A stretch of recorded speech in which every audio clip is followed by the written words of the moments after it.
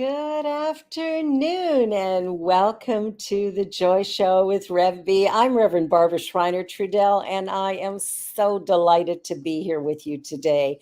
I want to begin by just reminding you, Joy, well, for me, the acronym stands for just one you.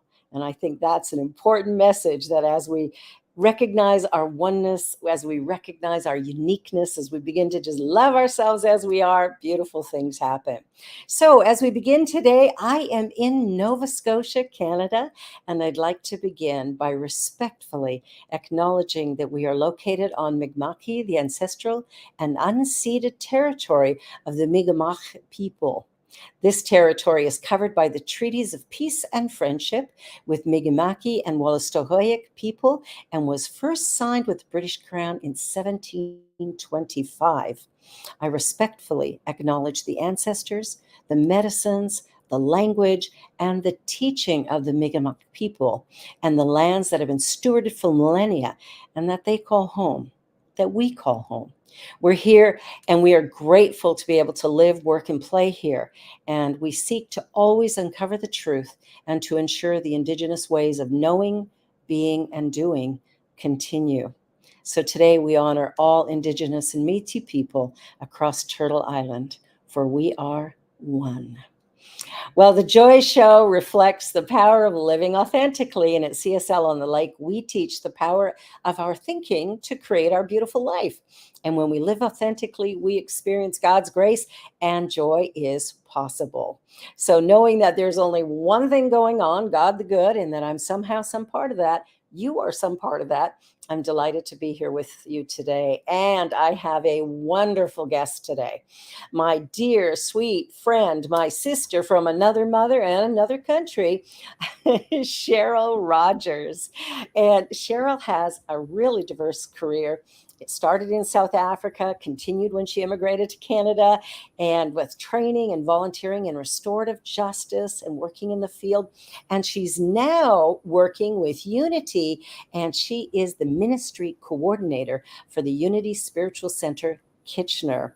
Welcome, welcome, welcome, my beloved friend. Thank you, Bobs. If I may call you that. She's the only person who gets to say that, by the way. Because I'm your sis. Exactly.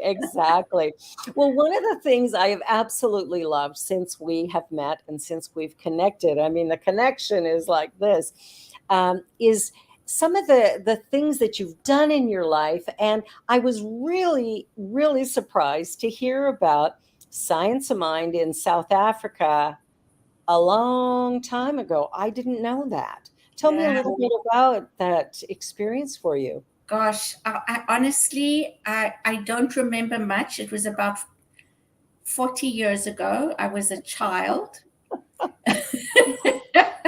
Still are. Oh, yeah, thanks. Only as old as I feel, right? Yeah, and I just, I was always looking for something different. I was always looking for spiritual growth, spiritual information. I was into philosophy. I was into so many different things. And so that was something that drew me, and it was somebody's home. And I used to attend. And then got into yoga, got into all those different things. It was also a time when there was a lot of self-help weekends and things like that that I attended. So I was doing a lot of work for myself. And you met my favorite author. I did. Og Mandino. I had the privilege of meeting Og Mandino. Yeah. He came. Oh, I saw the book the other day. He came with one of the other authors, and I can't remember his name now. But yeah, and in fact, Science of Mind brought them there. Wow. I met them through them, yeah. And that was wonderful. It was a wonderful time. Yeah, it's really interesting. When you first mentioned Og Mandino, because that was one of my favorite authors. I read everything he wrote because I loved the story format and how it touched my heart, which of course, when we're teaching these new thought principles, we are reminding everyone about the power that is within.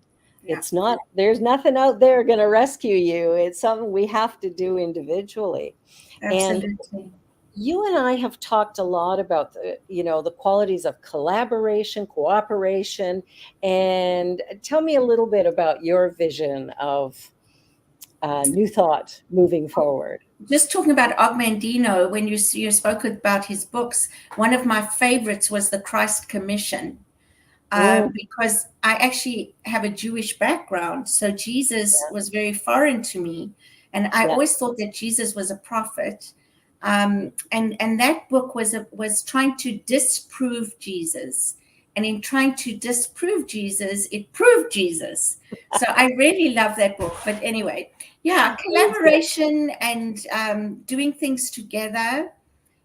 For me, we talk about being one, and there's so many new thought organizations and new thought pathways and avenues.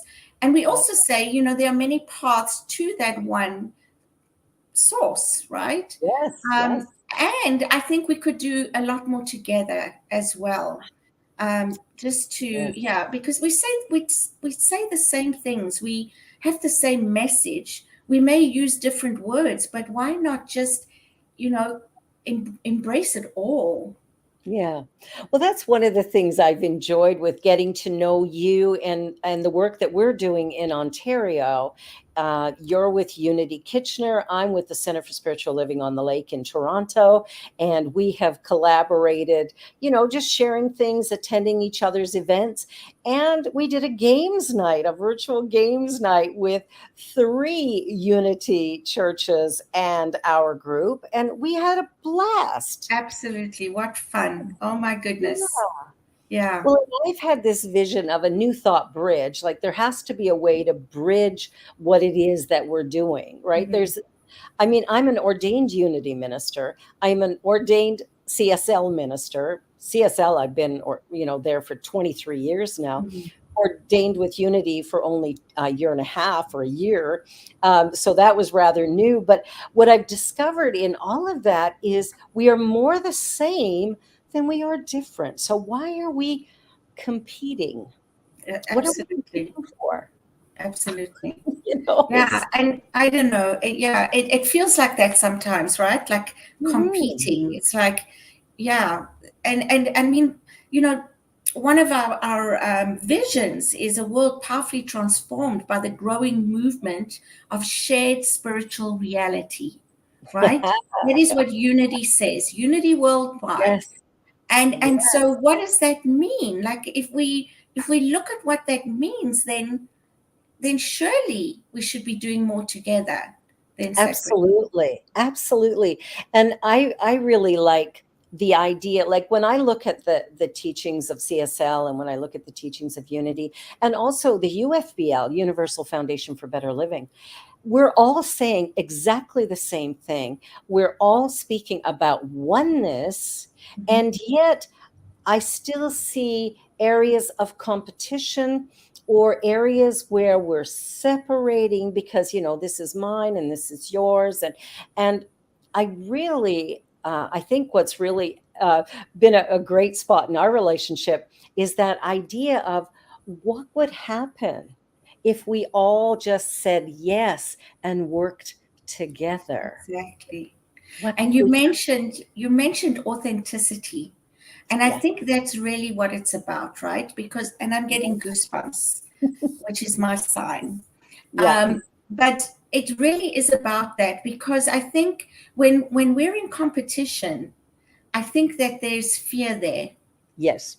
right? And so when we're truly living authentically and we're truly living the truth we know, that Mhm. fear is not there, That's right. right?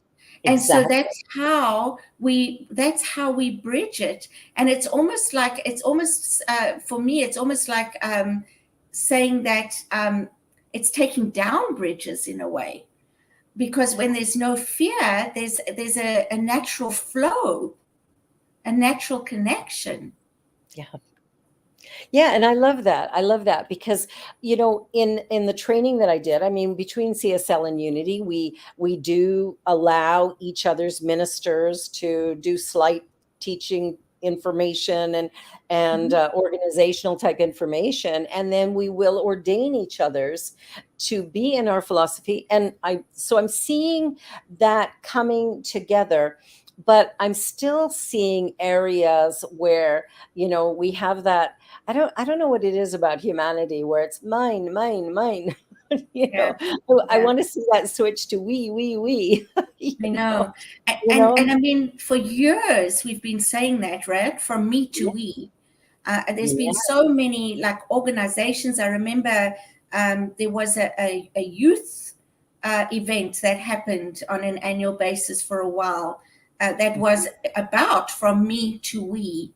yeah. Um, and I think that it's something that we need to work on consciously, you I know? agree. Yeah, I think because we become complacent and then we go back into me when Hmm. everything else falls into place or goes, Yeah, But I think so consciously thinking about that and consciously um, making that effort. How am I doing that? How am I showing up as we yeah. instead of me? And I think that's one of the things that I really love about the New Thought teaching is that we truly believe in oneness. And I think what I would like to see is more open, honest, collaborative types of conversation and difficult Yes. conversations that maybe we don't enjoy having because they bring up different Mm-hmm. issues. But I think it's so, so very important. How are we doing with diversity training and equity in all the things that we do? Are we doing everything that we can in Mm-hmm. order to promote what it is we teach? And when I look around, I look at the Neil Donald Walshes and the Louise Hayes, and they're from CSL, Mm-hmm. and look where they are. Mm-hmm. And if their message is being received by millions of people, there is no reason on earth why the messages that we're sharing in our individual centers are not having that same manner of growth. And I think coming together, like I look at Southern Ontario, and we've got a number of, well, we've got one CSL, but we've got a number of unities. If we put all of those together, if we Mm-hmm. collaborate and do, okay, each one of us is going to do a service, or we're going to support each other's special events, or Yeah. whatever, we begin to bring our congregations together. Yeah. And we don't have to worry about, oh, well, that's my person or that's my person. It's like we're just one. It's like Yeah. I don't need to Exactly. compete. Well, Yeah. and Unity Kitchener's doing that to a certain extent, Yes. right? We're doing that Yeah. with Unity Ottawa and Unity Yeah. Windsor. Unity Ottawa and Unity Kitchener, we actually share services. So Yeah. we're sharing resources. We don't have to each be putting, a service together each week. We're doing spirit groups together, and all those kind of things. But again, coming back to what you said, I really do believe we have to have some difficult conversations I because agree. what I've found is when approaching people, some people are really excited and want to be connected and involved. And Yeah. some people are all about, well, then who does the love offering go to? Who does the tithe go to? Right. And so again, so to me, that's coming from a place of fear. Yeah. If we're doing it together, what does it matter who it Exactly. goes to? Yeah, and I think that's the thing is there's a way of doing this, I'm sure, where everyone prospers. And when we release the fear, all that we have need of, I mean, what do we teach about prosperity? There's one thing going on. It is the source, it is the substance of all that exists. And so money flows or moves around. It's simply the energy of God in expression in our financial affairs. If Yeah, we're in fear, we've already blocked the flow to a degree, guaranteed. exactly. And so when we open up in love, all of a sudden there's an influx that happens that is so awesome and so incredible. But again, we have to be in that place of yes, and we. Yeah.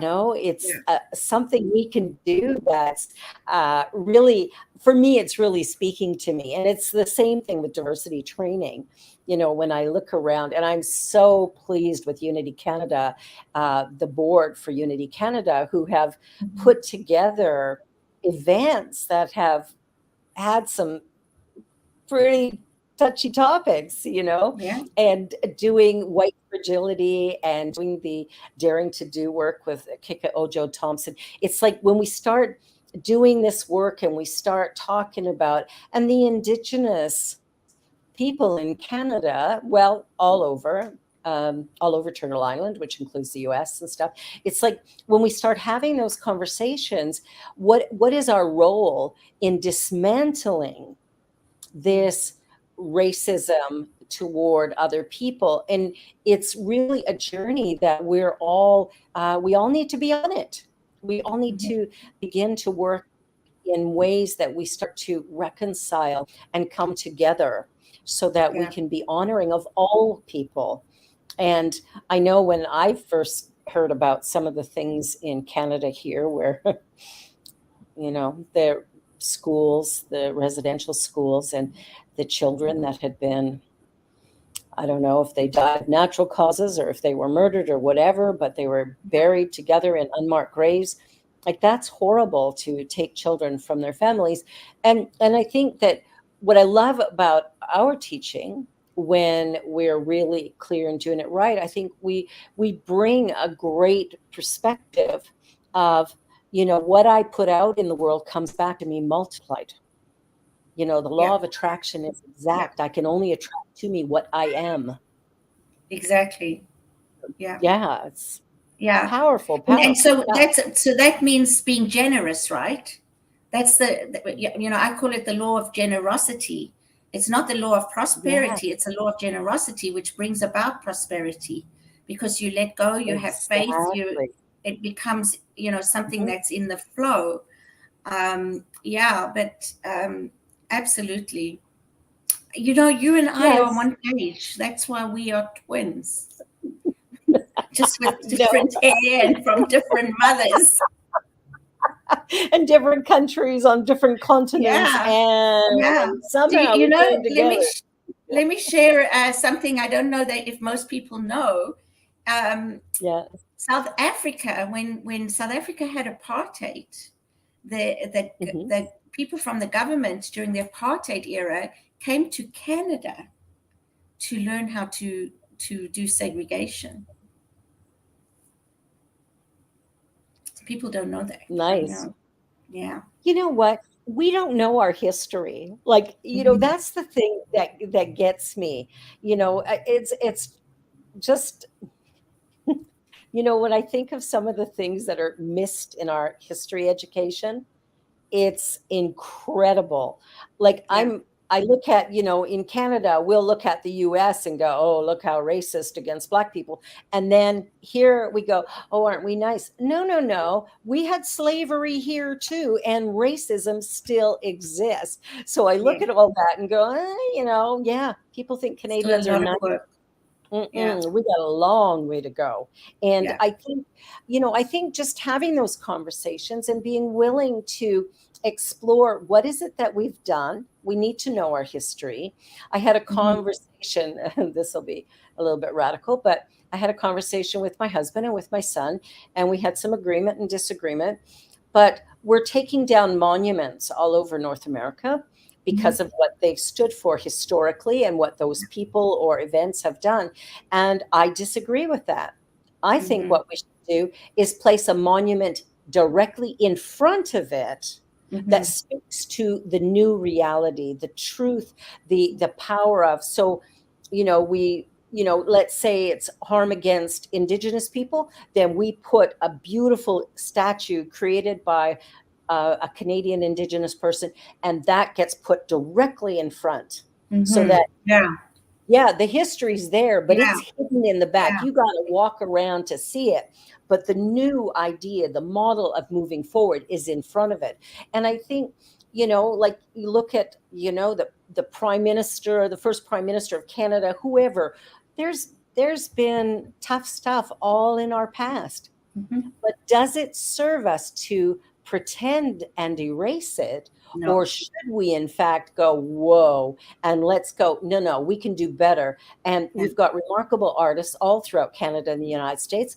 Let's bring those artists together and Yeah. let's create monuments that slap that right in the face and go, Exactly. no, this is Yeah. our new reality. We're reconciling by not denying our history, facing it as hard as it is, because it Yeah. is hard to imagine the residential schools and what we've Mm. done here in Canada, the slavery that was in Canada, the racism that's still rampant. What I want to see is us facing that, and then from there going, okay, let's create something that honors where we want to go, how we want to be, the Yes. real the real loving self that we want to reveal. And that for me, so I've had, when I bring that up, I've had some people go, no, the monuments need to go. And then other people going, that's, Yeah. You can't rub that out, right? It happened. you And can't, so for me, it it did becomes happen. it becomes both and, right? We talk about Both oneness, both and, ends. there's no separation, right? Yeah, Acknowledging that and acknowledging, to me, it's part of our evolution as well, it because it is. happened everywhere, right? And it's Yeah, not just South Africa or Canada or the US, it's happened all over the it's place. So it's everywhere. both Yeah, and, the Spaniards, the Portuguese, the Germans, they all went to Africa and colonized Africa. The British, the British. so absolutely. So, yeah, both and. Yeah, Can't- I think that for me is a really, really important conversation, is to really sit back and go, what is our responsibility and what is it we should learn?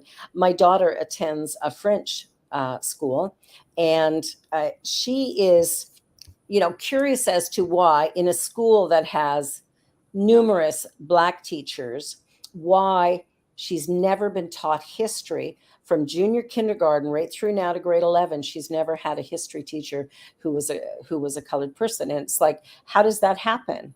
Mm, You've got all of these teachers, all of these students, but it's only mhm, white people who teach history. mhm. That in and of itself has a bias, whether we want to know that or not. I mean, I learned a lot with the author of White Fragility. Mhm. As white people, we got to just sort of stand up and acknowledge what it is we've done or that we're still doing, whether it's inadvertent or whatever. We need to know that and begin to change how we're doing some things, Yeah. so we can create the equity that we seek and begin to create harmony in the world around us. And I've been particularly fortunate because I was the minister of two Black congregations. And when I stepped in it, and I would, because I was raised in a white family in a Mhm. white city, predominantly white city. And so every now and again, I would say something that was highly inappropriate. I was blessed by having somebody come to me and say, do you really think that was the right thing to say here? And it Mhm. was like, "Ooh, no, no, and thank you, thank you, thank you for telling me, because Mhm. I don't know what I don't know, and Exactly. I'm willing to learn.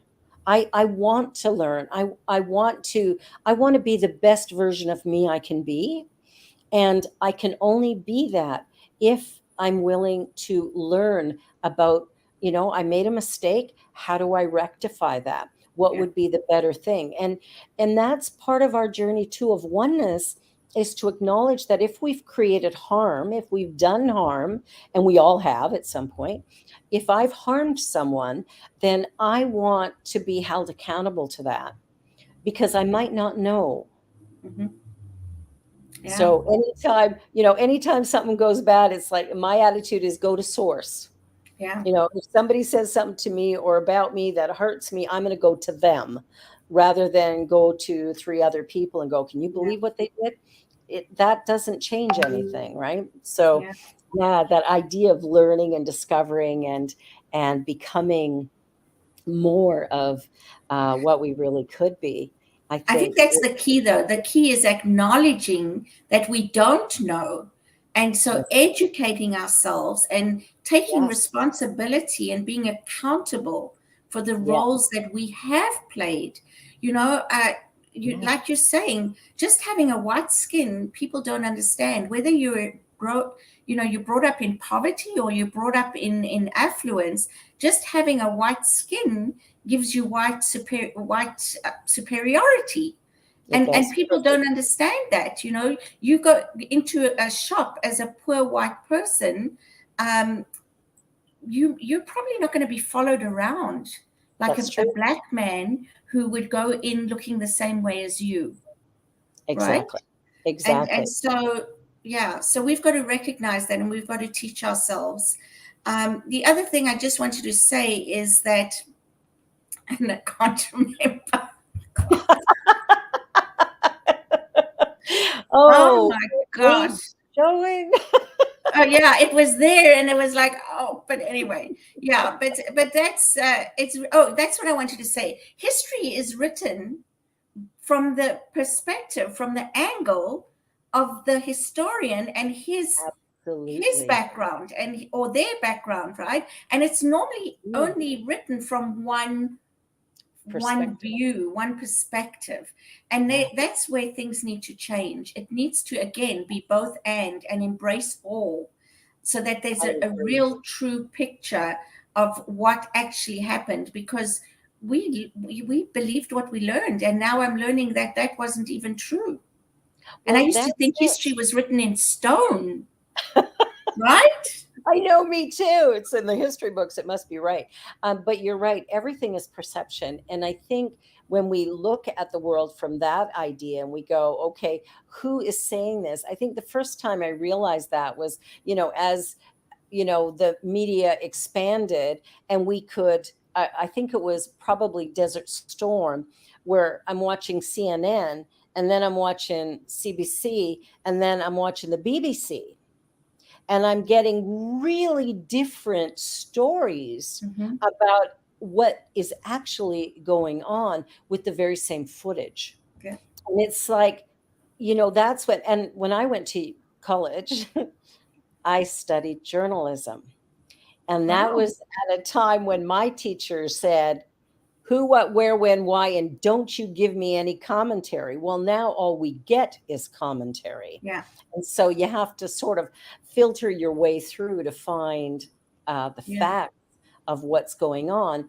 And you Mm-hmm. probably need to watch 3 or 4 or 5 sources in order to get the story correct, because each perception, somebody once said to me, there's my side and there's your side, and then somewhere in the middle is the truth. Mm-hmm.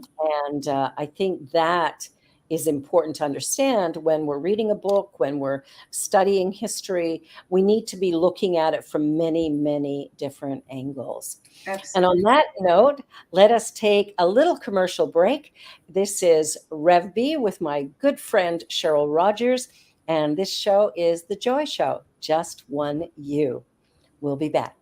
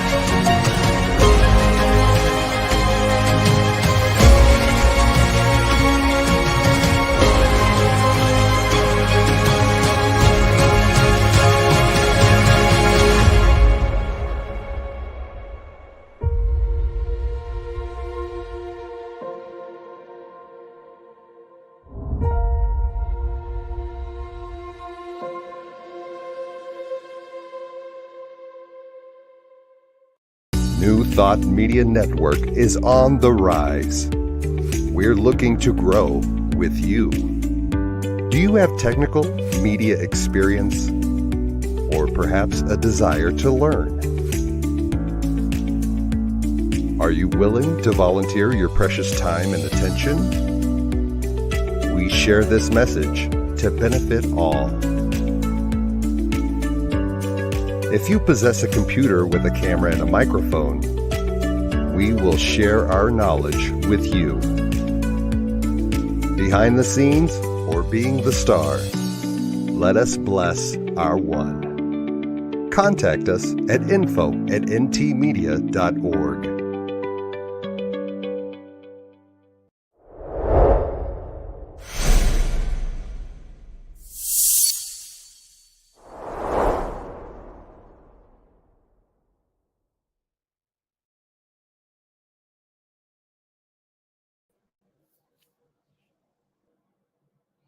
And welcome back. I'm Reverend Barbara Schreiner Trudell, affectionately called Rev B, or by my good friend Cheryl here, Barb's.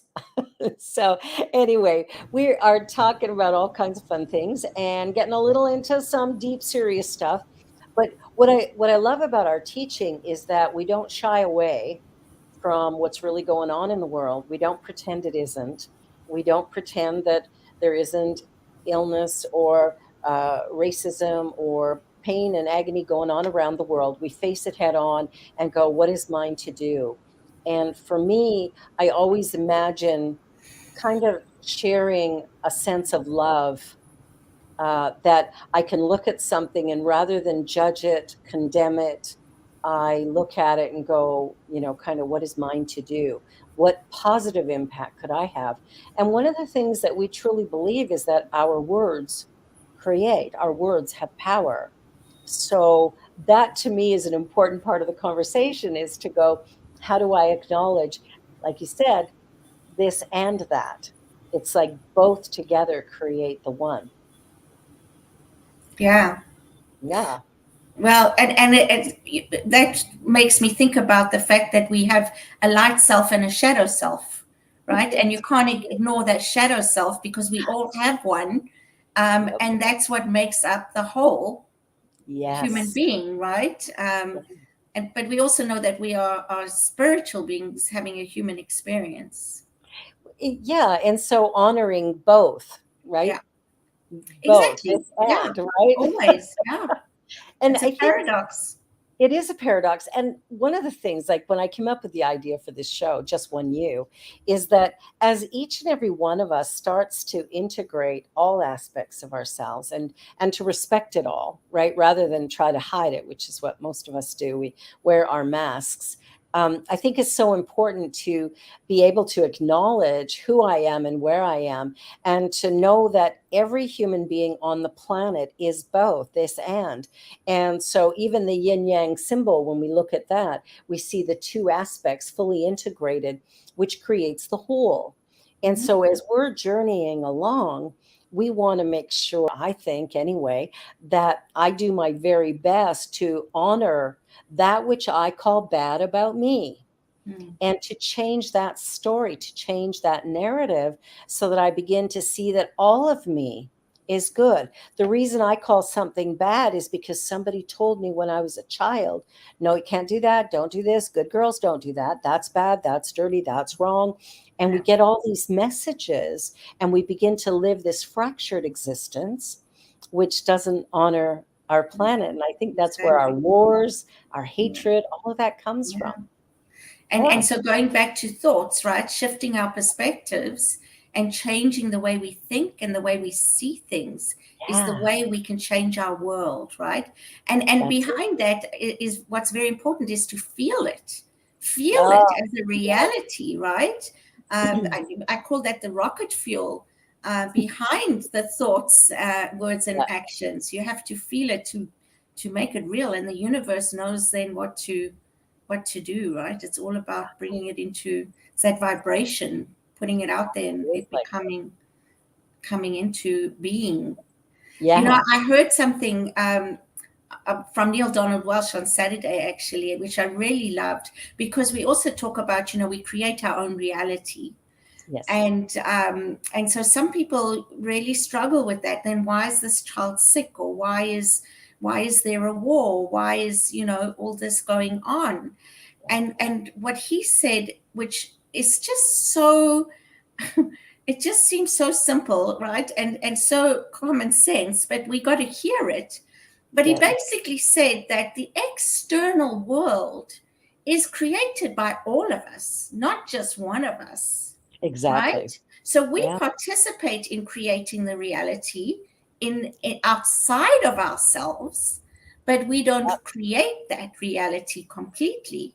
What we do create our reality from is within ourselves, right? Yes. We create our reality by how we choose to see things, how we choose to respond to things, because we can all experience the same thing and see it so differently.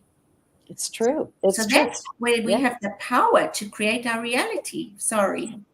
And create our whole world. Yes. Like, we recognize that our world is created via consciousness, the race consciousness, which means the collective of every single human being, that collective consciousness.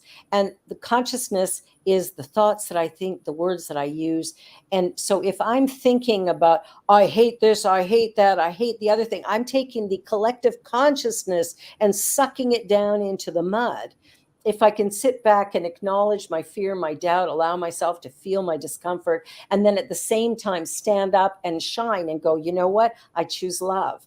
I choose to bless this event. I choose to pray about my own limitations that I might expand my consciousness. I choose to put love into the collective energy so that I lift it rather than pull it down. I always want to be part of the solution, not the problem. Exactly. And I'm not perfect yet. No. When we're perfect, I don't think we'll be here anymore. I think that's when we go, bye. If that ever happens, right? If we ever get there, because I'm not sure we do.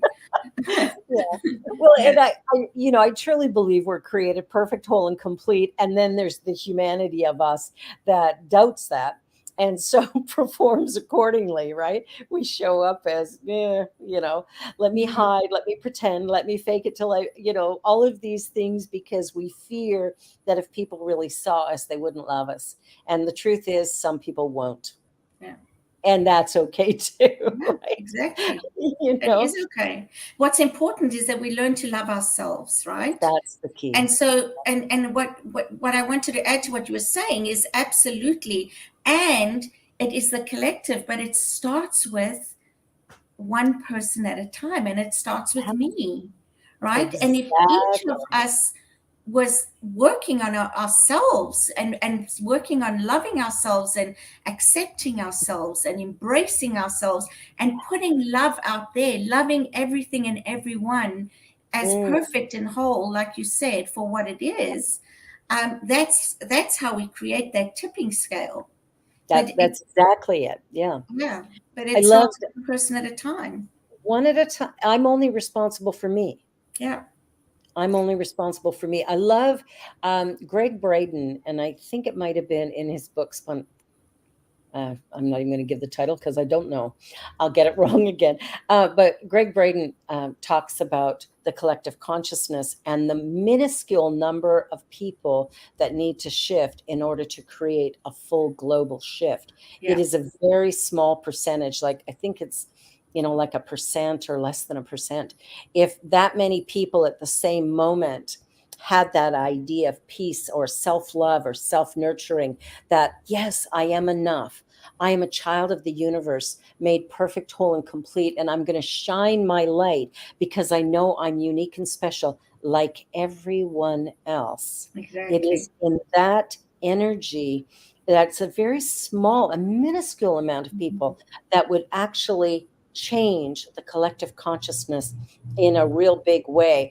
I've heard of, I think it was Gene Houston, who would talk about jump time. And, there's moments in history where things are going along, and all of a sudden something transforms so rapidly and so immediately that you go, whoa, how did that happen? It's all consciousness. Absolutely. All consciousness. I love that. That gets me all excited. That's what I go, if I could just be the best me moment by moment, then maybe I can be part of that collective that lifts rather than pulls Yeah. down. Yeah. Release 100%. that fear. Yeah, exactly, right. And we're human, right? So we will go up and down and up and down, and but we Yeah. need to be able to be okay with that and Yes. know that this too shall pass. And Yeah. and I'll be fine again. Exactly. Um, Yeah, everything changes yeah, constantly, right? exactly. I remember years ago doing a Vipassana meditation retreat, which is 10 days of silence.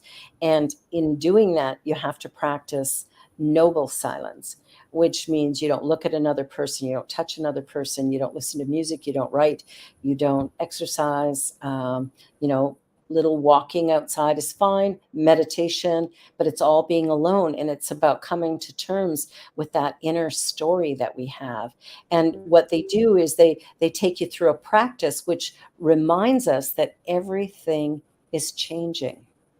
In the manifest world, change is the constant. And yet Yes. how many of us resist change? Like we hold on for dear life. We're not comfortable with what's going on. We don't necessarily like it, but it's familiar, so we keep it rather Yeah. than striving for something big and grand and beautiful. Exactly. And Yeah, and now is the time, right? Now is the perfect time. I really believe that with what we've been going through and where we are right now, it's about expanding consciousness and about doing it things is. differently and not needing to go back to the same Yeah. way. Yeah, it's interesting through COVID is, people were going, oh, it'll return to normal, it'll return to normal. Eventually it'll return to normal. And I'm going, so what's normal? It is the idea of mediocrity. It's not, it's not something to strive for. It is that stuck energy of continuing to do things in a certain way that didn't necessarily work in the first place and certainly isn't working now. And I think my friend is frozen. I'm not sure what's happening with the internet or if it's even my internet, but let us continue. So as we explore these ideas, coming to that place of accepting our uniqueness, of allowing ourselves to shine and be what we were created to be, the moment we can let go of the past, the old stories, and stand instead in this place of possibility and opportunity, we create a world that actually does work well for everyone. And I always like to think of, the phrase that, the world is a loving, beautiful, peaceful place. When I choose to see it from that perspective and live from that idea, I begin to create that more and more.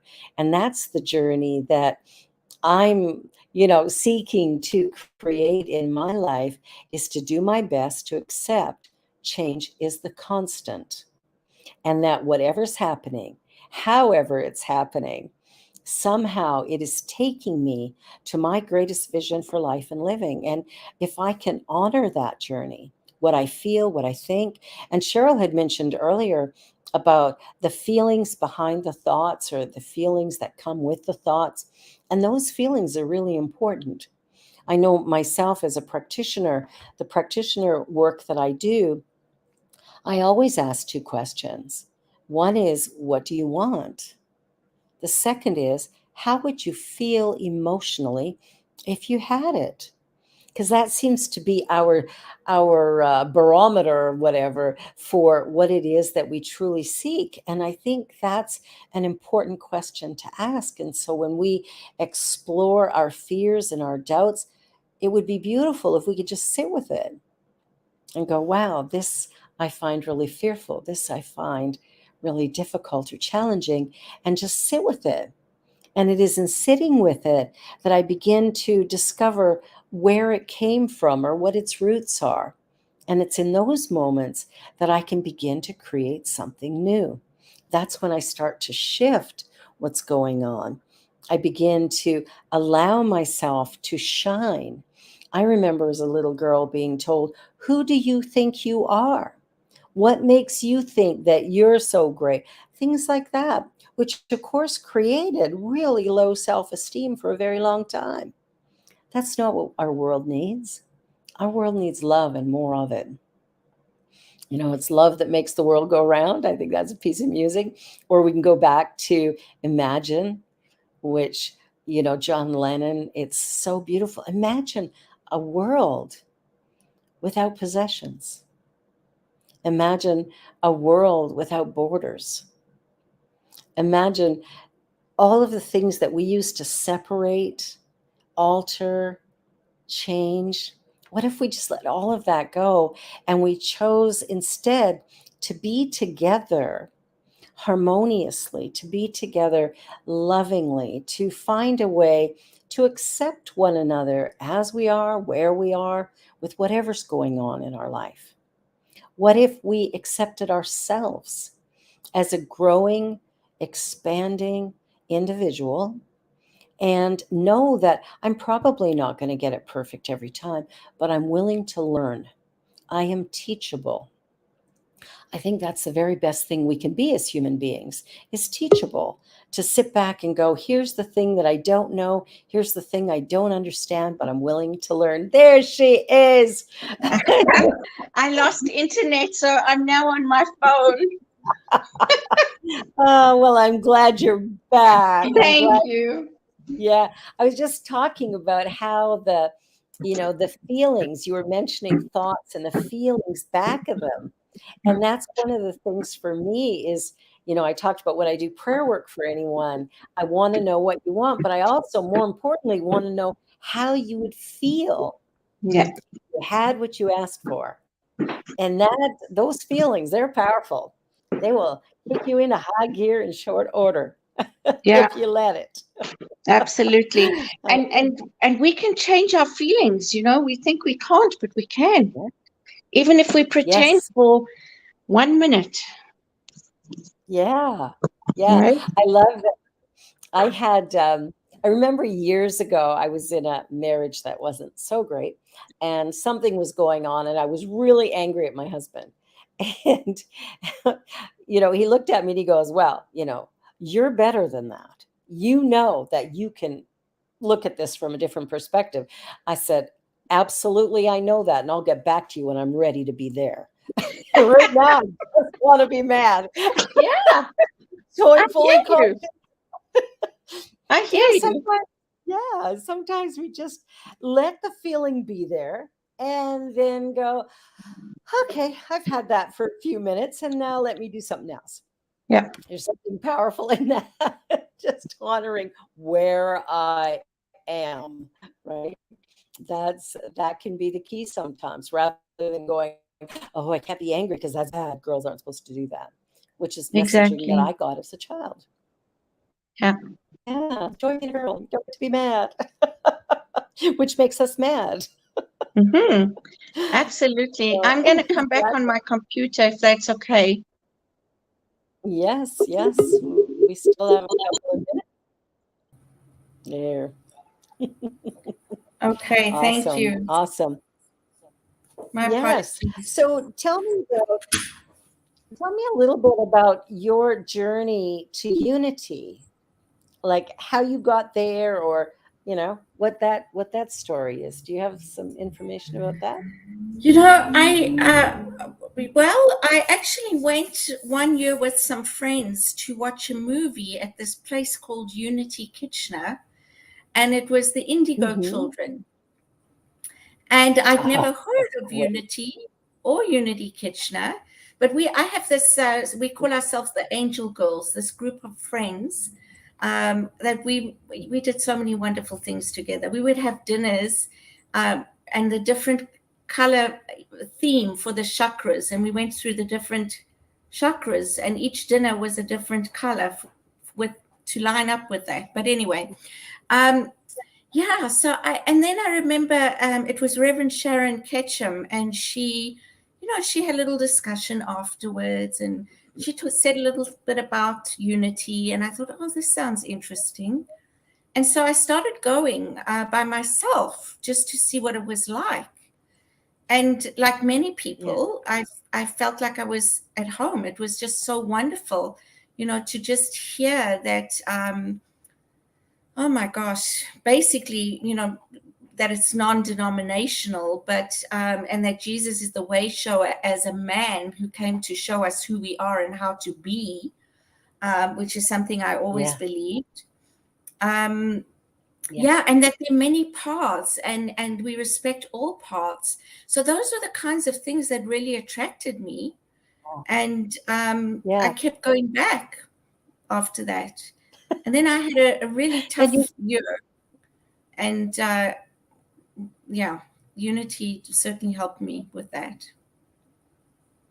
Yeah, I think for me it's similar. Like I found CSL after having a spiritual epiphany, and that happened in a more fundamentalist Christian church, and the experience was so profound. It was completely life altering, and it was in that experience that all of a sudden I questioned everything.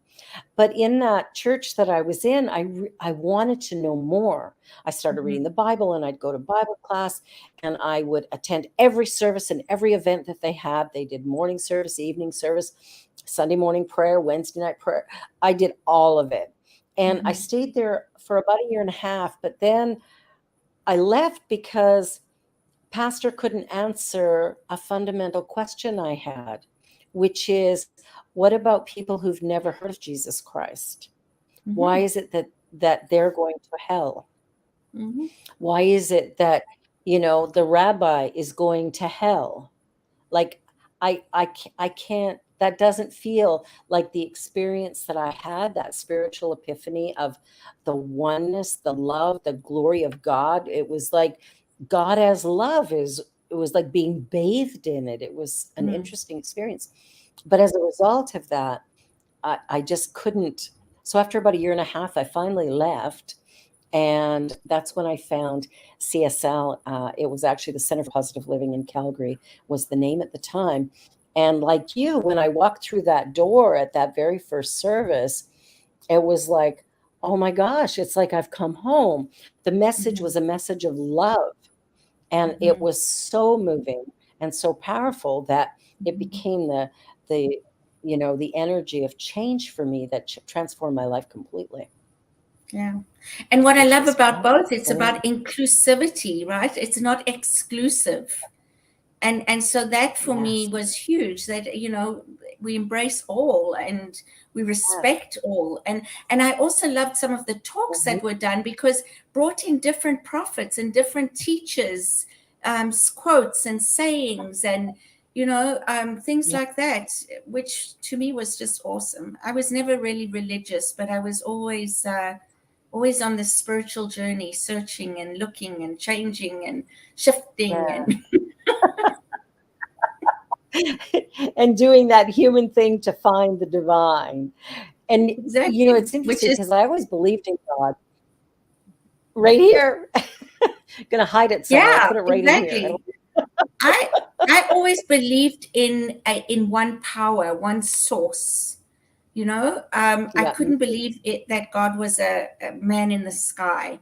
And I remember when I was I think it was about 9, maybe, I don't know, 10 or 11. I used to say to my dad, I know God made everything, but who made God? Right? That was I needed to understand who made God. Who made God? There had to be something. Well, it's interesting because, like you, I was raised without religion. And so my understanding of God was what I got from the collective in the world around me. So it wasn't until that night at age 27 when I walked into that church with my mother-in-law, and all of a sudden it's like this huge transformation. And that was the most powerful moment of my life. And it changed the complete trajectory for everything I would do from that moment forward. And I have been blessed in so many ways. And the road was a rough one for a long time because I was changing like night and day. It was a big, big shift, but a powerful one. And I'm so incredibly. Look what the caterpillar we has to go are. through to become a butterfly. Oh, I know that fat little fuzzy worm all of a sudden flying in brilliance and beauty, but Yeah, it's the yeah, dissolving the the outer shell that messages that we've received. It's releasing all of that and then waking up to something bright and beautiful and new, which was always there.